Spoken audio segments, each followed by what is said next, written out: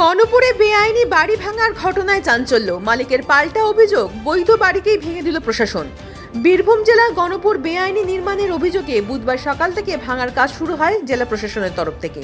ঘটনার পরেই এলাকায় চাঞ্চল্য সৃষ্টি হয়। তবে বাড়ির মালিকের পক্ষ থেকে পাল্টা অভিযোগ উঠেছে, প্রশাসন নাকি বৈধ নথিপত্র থাকা সত্ত্বেও তাদের বাড়িটি ভেঙে দিয়েছে।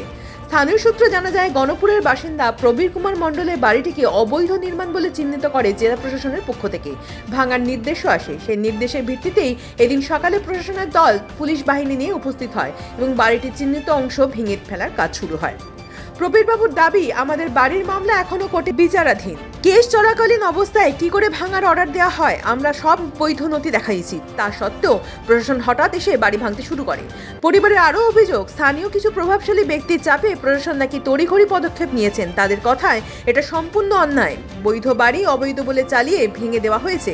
প্রশাসনের তরফে জানানো হয়েছে, পূর্ব নির্ধারিত নথিপত্র পরীক্ষা করেই বাড়িটিকে বেআইনি বলে ঘোষণা করা হয়েছিল। বাড়ির মালিককে আগে থেকে নোটিশ পাঠানো হয়েছে বলে দাবি করেছেন তারা। এলাকার বাসিন্দাদের একটি অংশ জানিয়েছেন, দীর্ঘদিন ধরে এই বাড়িকে নিয়ে আইনি জটিলতা চলছে। তবে বাড়ি ভাঙার সময় কোর্ট কেস চলমান বিষয়টি খতিয়ে দেখা উচিত ছিল।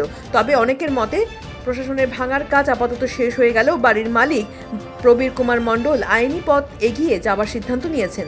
তিনি উচ্চ আদালতে প্রস্তুতির পর্ব চালিয়ে যাবেন। এদিকে গোটা ঘটনাকে কেন্দ্র করে গ্রাম জুড়ে চাঞ্চল্যের সৃষ্টি।